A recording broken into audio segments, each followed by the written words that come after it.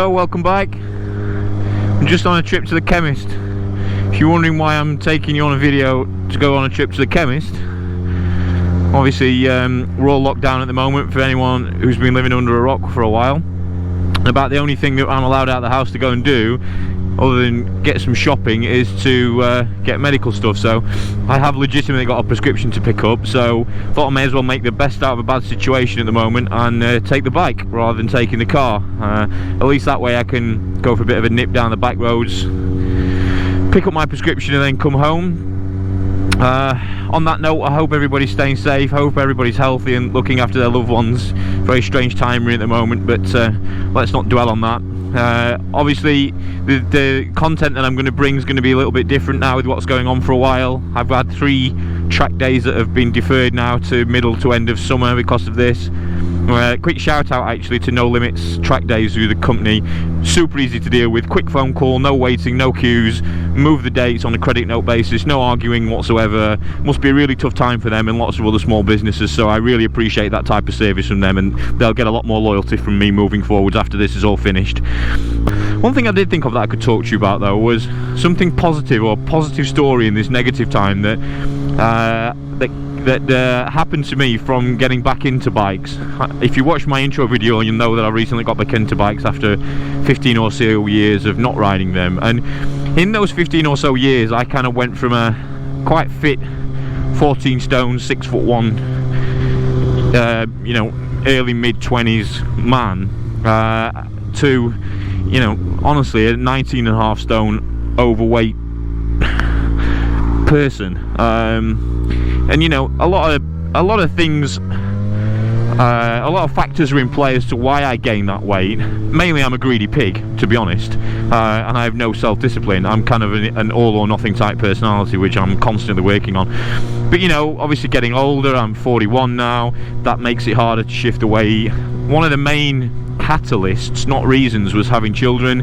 You know, we had 3 kids and the lack of sleep and everything else. Plus I've got a non-9-to-5 job, so I travel a lot. I'm on trains, hotels, and you know, not working regular hours, so that takes its toll, having to sort of grab food on the go while you can. The long and short of it is, I'm just a greedy pig, and I put on a load of weight over the last 10 or 15 years, and I tried various things to lose the weight and various diets and all sorts, and none of it worked. And honestly, it didn't work because I didn't have a reason or a goal. So when I decided to get back into bikes, what I decided to do was combine that with losing weight. Now that might sound daft to you, but for me, I ordered this bike at the end of June last year, which is the exact same time I started trying to lose weight, and I did it to give myself a focus and a goal and something to aim for. So I didn't want to be that 19.5 stone guy looking like Donkey Kong on a little kid's trike, wobbling around a racetrack. Plus, clearly with that sort of weight, you know, dynamically the bike's not going to operate in its optimal fashion. So I bought the bike, and what I also did is I bought my leathers, you know, several £100 worth of leathers at the size that I wanted to be at, and then use that as my goal and motivation to keep me on track when I wanted to either not go for a run or, you know, jump off the wagon. And as a result of that, long story short, so far I'm 4 stone down, so I'm down to 15.5 stone. Probably got another stone to go, but I feel good now. I'm feeling fit and healthy. You know, I couldn't run 300 meters when I started all this process. You know, I can do 10k reasonably comfortably now. So, you know, it's just a positive thing that happened to me from buying a bike. By no means am I advocating buying Superbikes to lose weight. The point I'm trying to make is, you know, give yourself something to aim for, give yourself a goal, a motivation, and a consequence if it doesn't happen. You know, I'd have wasted a lot of money if I didn't lose the weight.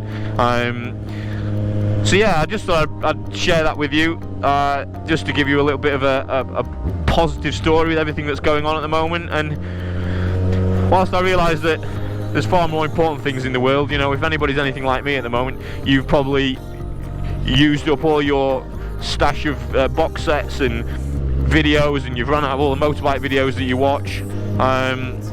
So, you know, if this entertains one person for 5 minutes in this time, then, you know, that's good enough for me. So cool, let's get to the chemist.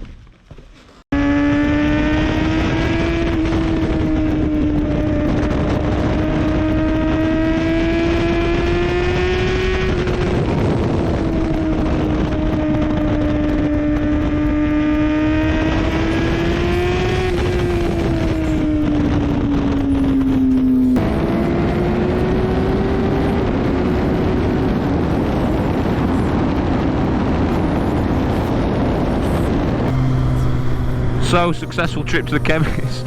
I realise this is not necessarily an exciting video or the track content that I've got coming up or planned, but you know, we've got to make the best out of our situation at the moment, and if I can just give a positive message and entertain one person for 5 minutes who sort of run out of videos, then you know, it's worth doing. I'm completely out of things to watch now. In fact, I'm more excited for the guys on 44T's YouTube channel bringing out their budget bike battle Benidorm, so shout out to them. I'm more excited for the first episode on that on Monday than I am for any series that's on the TV at the moment, but maybe I'm just a saddo. So yeah, look, I hope you like the video. I hope you all stay safe. I'll see what I can figure out to bring out for the next video. But yeah, everybody take care, look after each other, and see you on the next one. By the way, I don't know whether you can hear the pops and crackles coming out of this exhaust inside it on the dyno, but so much fun. Listen.